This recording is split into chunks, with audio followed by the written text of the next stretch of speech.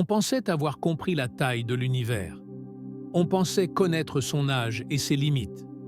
Mais le télescope James Webb vient de prouver que notre intuition était incomplète. L'univers n'a pas grandi.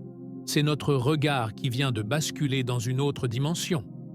Si vous voulez comprendre pourquoi la science est en train de réécrire son histoire, reste bien jusqu'à la fin de cette exploration. Abonne-toi pour ne rien manquer des prochaines découvertes. Prépare-toi à un voyage vertigineux, parce que ce que tu t'apprêtes à découvrir va littéralement changer ta façon de voir la réalité. Prêt? On y va. Quand tu as cliqué sur cette vidéo, 3 questions te sont venues en tête. Pourquoi alerte? Parce que James Webb voit des galaxies massives là où il ne devrait y avoir que du vide et du gaz. L'univers est-il plus grand? Non, mais sa structure est plus complexe et ancienne que nos modèles ne le prédisaient. Est-ce que tout est faux? Pas du tout. C'est une mise à l'épreuve nécessaire de la cosmologie moderne. Aujourd'hui, nous n'allons pas juste regarder de belles images.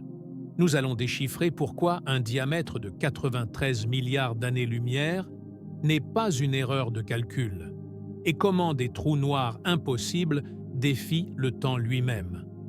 Commençons par le chiffre qui donne le vertige à tout le monde.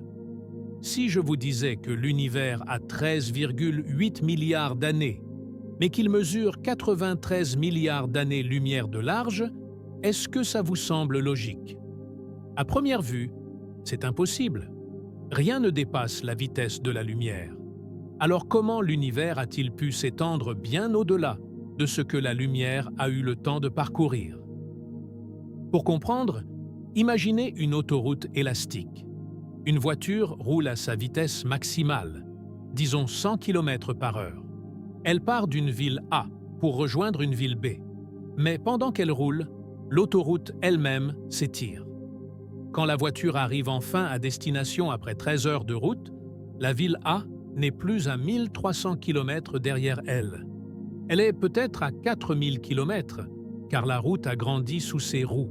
C'est exactement ce qui se passe dans le cosmos. James Webb ne regarde pas un espace statique. Il regarde des photons qui ont voyagé pendant que l'espace entre nous et la source s'étirait violemment. Ce que James Webb confirme avec une précision inédite, c'est cette notion de distance comobile.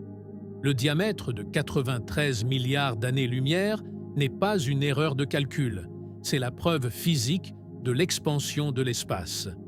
Nous ne voyons pas l'univers tel qu'il est, mais tel qu'il était, tout en sachant que ce que nous voyons est aujourd'hui devenu immensément plus vaste. Mais alors, si ces objets sont si loin et que l'espace s'étire, comment peut-on encore les voir? C'est là que le génie technologique de James Webb entre en scène. Il possède une sorte de super-pouvoir que ses prédécesseurs, comme Hubble, n'avaient pas. Vous avez sans doute déjà entendu l'effet Doppler, le son d'une ambulance qui devient plus grave lorsqu'elle s'éloigne de vous.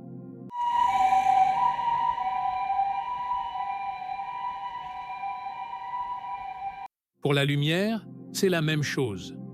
En s'éloignant de nous à cause de l'expansion, la lumière des premières galaxies s'étire.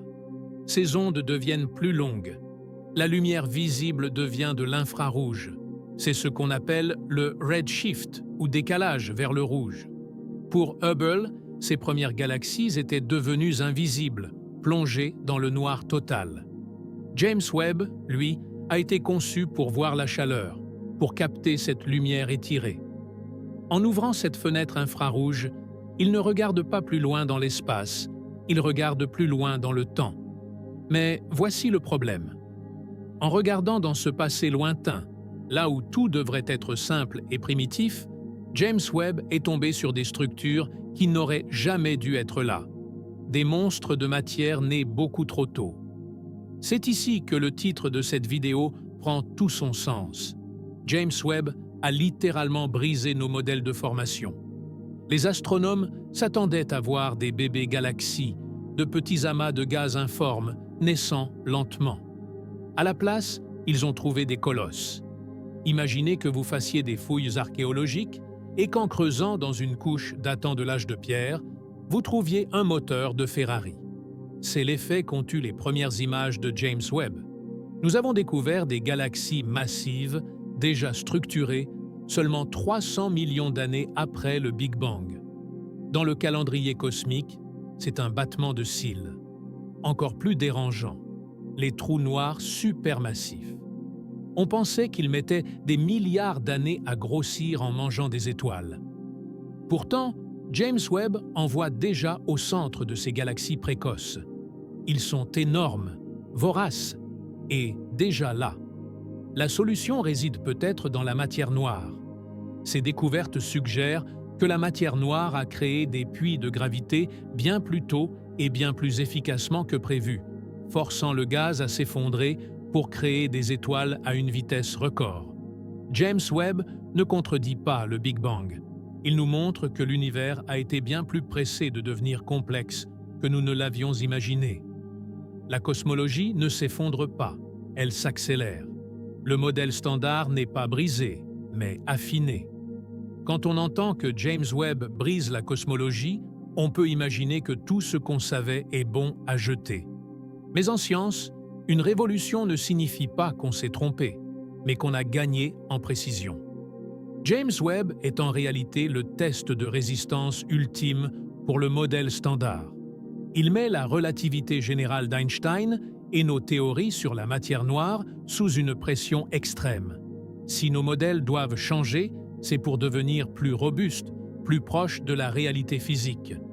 Nous ne détruisons pas les fondations, nous ajustons les murs pour que la structure soit enfin complète.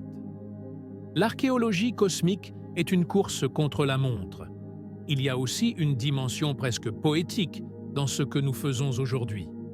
Chaque pixel, chaque spectre lumineux capté par James Webb est une archive du passé. Mais attention, c'est un message éphémère. À cause de l'expansion de l'univers, ces galaxies s'éloignent de nous de plus en plus vite. Un jour, dans un futur très lointain, elles passeront derrière ce qu'on appelle l'horizon cosmologique. Elles deviendront à jamais invisibles, quelle que soit la puissance de nos futurs télescopes. Nous vivons dans une fenêtre temporelle unique où l'histoire de l'univers est encore lisible. James Webb n'est pas juste un outil, c'est notre dernier témoin avant que l'obscurité de l'expansion ne gagne la partie. La véritable échelle de l'univers ne se mesure pas en kilomètres, mais en l'écart entre ce que nous savions hier et ce que nous découvrons aujourd'hui. James Webb ne nous donne pas une réponse finale. Il nous apprend à poser de meilleures questions. Si vous avez aimé cette plongée dans les profondeurs du cosmos, vous devriez regarder ma vidéo sur « La vraie taille de l'univers est choquante » qui s'affiche juste ici. On se retrouve là-bas pour continuer l'exploration.